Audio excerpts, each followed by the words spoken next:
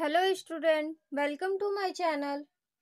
पिछले लेक्चर में हम लोग डी-एलेम्बर्ट रेशियो टेस्ट का थ्योरम पढ़े थे और उसका कंडीशन देखे थे कि कौन कौन से कंडीशन में वो कब कन्वर्जेंट होता है, कब डाइवर्जेंट होता है और कब टेस्ट फेल होता है। उसी पे आधारित आज हम दो क्वेश्चन देखेंगे। डी-एलेम्बर्ट टेस्ट की मदद से ये दो क्वेश्चन को हम लोग फाइंड करेंगे। तो क्वेश्चन फाइंड करने से पहले थोड़ा सा मैं पीछे वाला आपको याद दिला देती हूँ कि पीछे का कंडीशन डी-एलेम्बर्ट रेशियो टेस्ट का जो है वो limit u n tends to infinity u n upon u n plus one equal to L. तो एल ग्रेटर देन वन मतलब वन से बड़ा हो एल तो ये सीरीज कन्वर्जेंट होगा, और वन से छोटा हो एल तो सीरीज डाइवर्जेंट होगा। अगर एल इक्वल टू वन होगा तो द टेस्ट फेल हो जाएगा। फिर हम इसके आगे का प्रोसेस आज हम दिखाने वाले हैं। तो क्वेश्चन बनाते हैं, क्वेश्चन सॉल्व करते हैं। तो फर्स्ट क्वेश्चन है हम लोगों का determine the कन्वर्जेंसी of the series. तो इस क्वेश्चन का एनवा टर्म नहीं दिया हुआ है। पहले तो सबसे पहले हम लोगों का ये एनवा टर्म निकालेंगे कि एनवा टर्म क्या होगा। तो हम सॉल्यूशन करते हैं। Solution first. तो ये तो दिया हुआ ही है, आप इसे गिवन भी लिख सकते हैं या फिर आप इनवा टर्म निकालेंगे तो लिखेंगे हम लोग the nth terms is nth terms. तो un हम लोग इसे un से डिनोट करेंगे। तो un इक्वल टू हो जाएगा हम लोगों का ये स्टार्टिंग है one into three, one into three into five, one into three into five into seven, मतलब कि ये ऑड नंबर जा रहा है, इवन नंबर नहीं जा रहा है। तो हम लोग इसे लिखेंगे one into three into five into seven, और ये कहाँ तक जा रहा है, हम लोग इसे one plus n minus one into two. अगर हम लोग n की जगह पे वन रखें तो ये जीरो हो जाएगा, तो ये हमारा पहले का डिजिट आ जाएगा। उसके बाद अगर टू रखेंगे तो ये एक घटकर टू प्लस वन थ्री हो जाएगा, तो सेकंड डिजिट आ जाएगा। तो इस तरह से हम लोगों के लिए सबसे इम्पॉर्टेंट है एनमा टर्म निकालना। अगर एनमा टर्म हम लोग अच्छे से निकाल लेते हैं तो क्वेश्चन इजी वे में सॉल्व हो जाएगा। उसके बाद नीचे का कंडीशन देखते हैं, नीचे का डिजिट क्या है। तो नीचे का डिजिट है फोर से स्टार्ट हो रहा है, तो four into seven into ten into thirteen. तो four four seven thirteen ten thirteen ऐसे चल रहा है। तो हम लोग इसे किस तरह से लिख सकते हैं, तो यहाँ पे फोर कर देंगे plus n minus one into three. अगर वन रखेंगे तो ये जीरो आ जाएगा, मतलब फर्स्ट डिजिट हम लोग देखेंगे कि first digit n equal to क्या रखने पे हम लोगों का जीरो आ रहा है, मतलब फर्स्ट डिजिट आ रहा है। तो n इक्वल टू वन रखेंगे तो वन माइनस वन तो इक्वल टू जीरो, तो हमारा फोर आ जाएगा। टू रखेंगे तो टू माइनस वन तो वन बचेगा, और थ्री से मल्टीप्लाई हो जाएगा, तो four plus three equal to seven. वैसे ही थ्री रखेंगे तो थ्री में से वन गया टू, तो two into three six, six plus four ten आ जाएगा। वैसे ही फोर अगर रखेंगे तो 4 में से बन गया 3, 3 इंटू 3 9, और 9 प्लस 4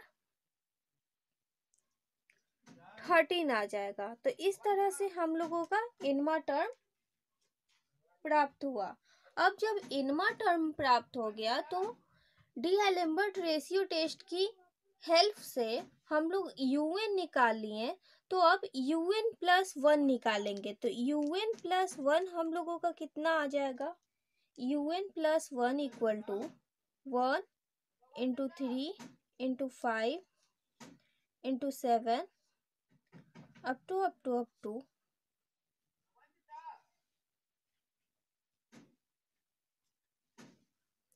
यहाँ पे हो जाएगा 1 प्लस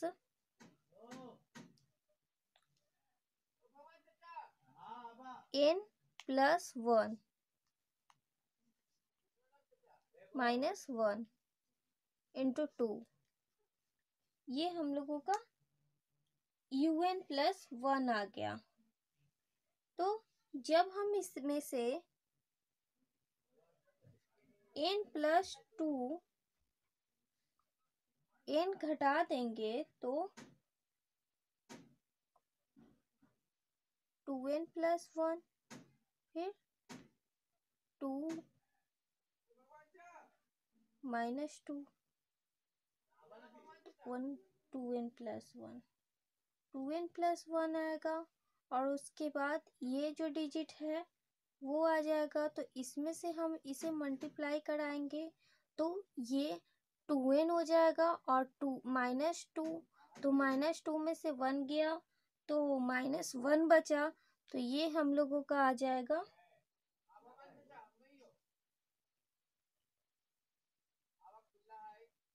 2n माइनस 1। अब ऐसे ही जब हम लोग नीचे का डिजिट में से ऐड करेंगे तो 10 इंटू 13 इंटू, अब इसमें से 3 मल्टीप्लाई करा देंगे तो ये 3n हो जाएगा, और माइनस 3 तो प्लस 4, 4 में से 3 गया 1 प्लस 1। अब n प्लस 1 करेंगे तो n प्लस 1 तो 1 1 कट गया, तो ये आ जाएगा 3n प्लस 4। तो इतना हमारा ये आ गया un प्लस 1। अब हम लोग इसे और सिंप्लीफाई कर सकते हैं। जैसे इसे जब अब हमें इधर, अब हमें ये डिजिट का मतलब नहीं, इतना इसी को हम लोग सिंप्लीफाई करेंगे और इसी से हम लोग अपना वैल्यू निकालेंगे। तो ये जब हम कैलकुलेट करेंगे तो हमारा यहाँ un अपॉन un प्लस 1 लिखेंगे। तो un का जो वैल्यू था हम लोगों का 1 into 3 into 5 into 7 into dot dot 2n minus 1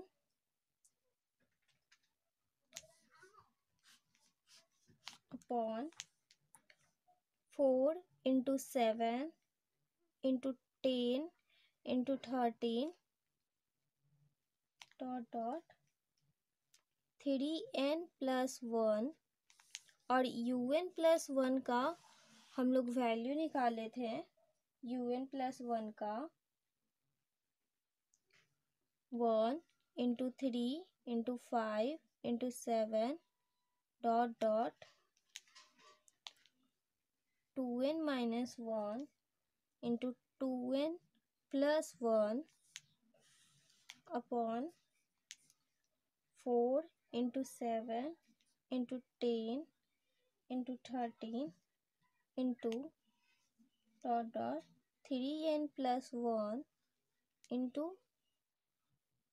3n plus 4।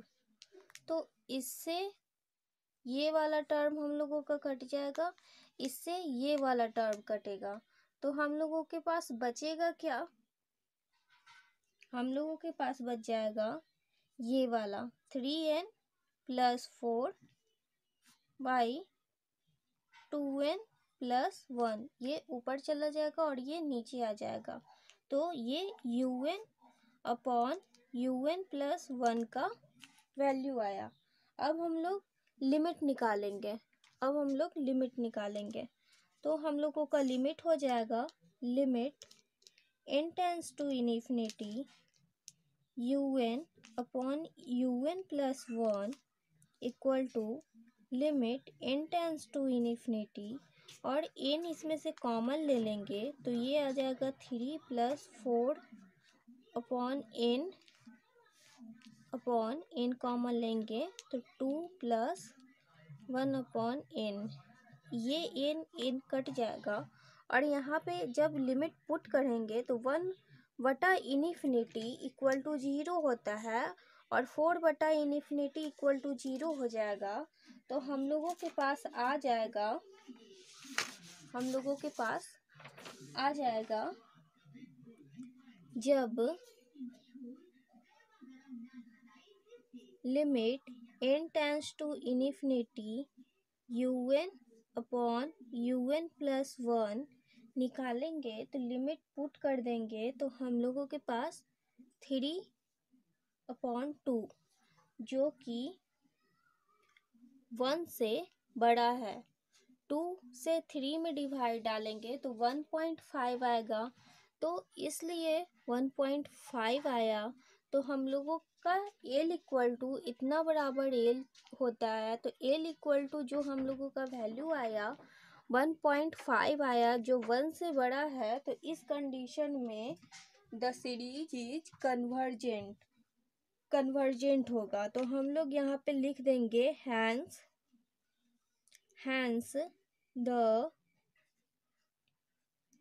Given series is convergent. तो हम लोगों का एक क्वेश्चन सॉल्व हो गया।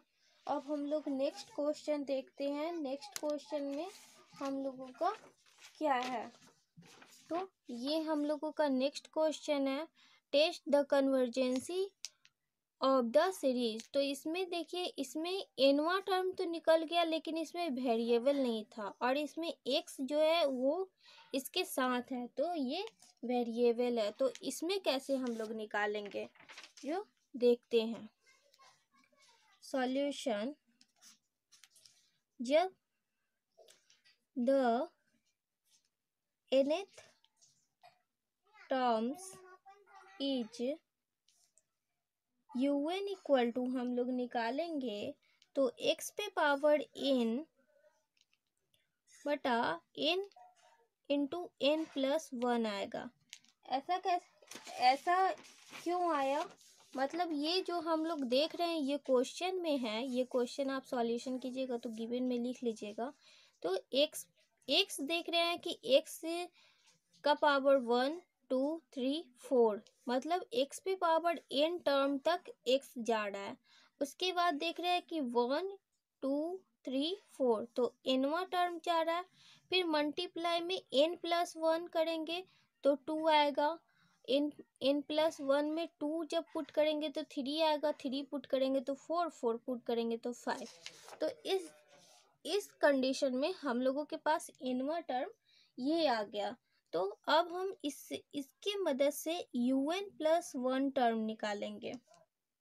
तो un + 1 टर्म x पे power n + 1 into n + 1 into n + 2 हो जाएगा। यहाँ पे n + 1 पुट करेंगे तो 1 + 1 इक्वल टू 2। अब un/un + 1 टर्म निकालेंगे। तो ये un का हमारा वैल्यू है x पे पावर n + 1 इंटू un + 1 का वैल्यू ये, तो ये पलट जाएगा, ऊपर चला जाएगा, n + 1 into n + 2 upon x पे पावर n + 1 को x पे पावर n इंटू x लिख सकते हैं।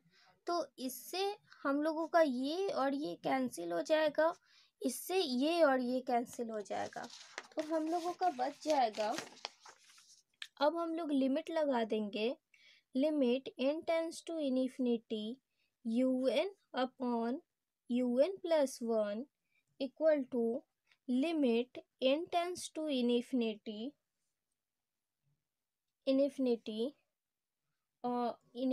हो जाएगा। और यहाँ पे हम लोगों का बच गया n plus 2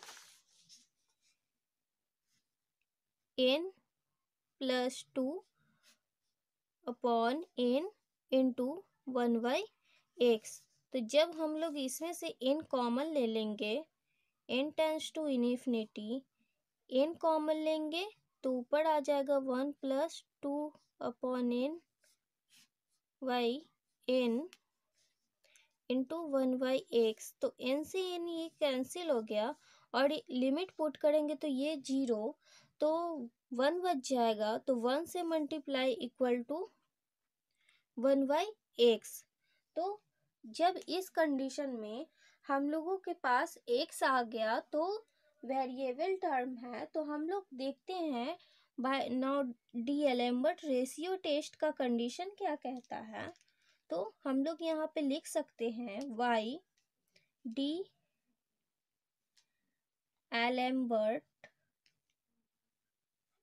bye D'Alembert's ratio test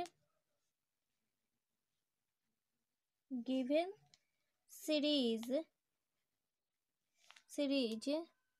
summation un is convergent summation un जो कन्वर्जेंट होगा कब होगा, इफ 1/x जो दिया हुआ है वो ग्रेटर देन 1 से बड़ा होना चाहिए। तो दैट इज हम इसे इस तरह भी लिख सकते हैं x less than 1 and divergent if 1/x less than 1। और इसे हम इस तरह भी लिख सकते हैं that is x greater than 1। और जब टेस्ट फेल होगा तब क्या होगा, तो if the test fails when x equal to 1, x equal to 1 पे ये टेस्ट फेल हो जाएगा। तो हम लोग इसे x इक्वल टू 1 डालकर देखते हैं, तो इसलिए हम लोग का un बराबर जो टर्म आएगा, un बराबर x पे power n upon n plus n into n plus 1 था, तो हम वहाँ पे x इक्वल टू 1 डाल दिए, नीचे बचा हुआ है n इंटू n प्लस 1। अब हम इसे कंपैरिजन टेस्ट की मदद से हम इसे सॉल्व करेंगे और इसकी कन्वर्जेंसी चेक करेंगे। तो इस un जब इतना दिया हुआ है तो कंपैरिजन टेस्ट की मदद से हम लोग vn निकाल लेंगे और vn हमारे पास आ जाएगा 1/n²। अब now limit n tends to infinity un upon vn निकालेंगे, तो limit n tends to infinity 1/n into n plus 1 upon 1/n²।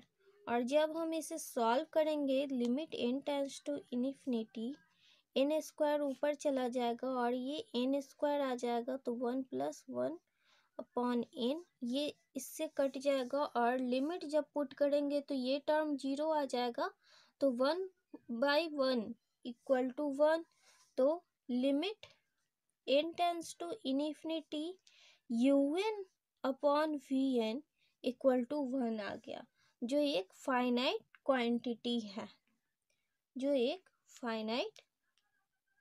Quantity है। तो हम लोग देख रहे हैं कि जब ये फाइनाइट क्वांटिटी आ गया तो अगेन समेशन वी एन हम लोगों के पास दे रखा है 1/n²। तो हम लोग helping test P series test की मदद से हम इसे कन्वर्जेंट कह सकते हैं। तो hence summation V N is convergent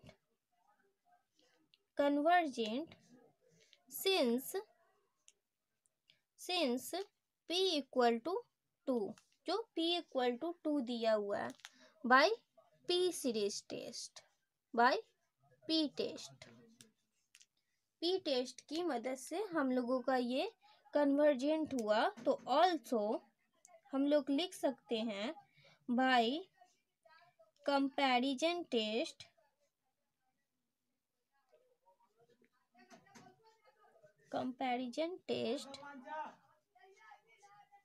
summation un is convergent।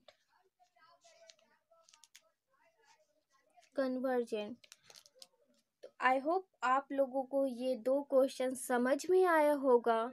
अगर फिर भी कोई डाउट है तो प्लीज कमेंट कीजिए। और नेक्स्ट लेक्चर में रैबिट टेस्ट थ्योरम कैसे प्रूव होता है वो देखेंगे। तो thank you for watching this video.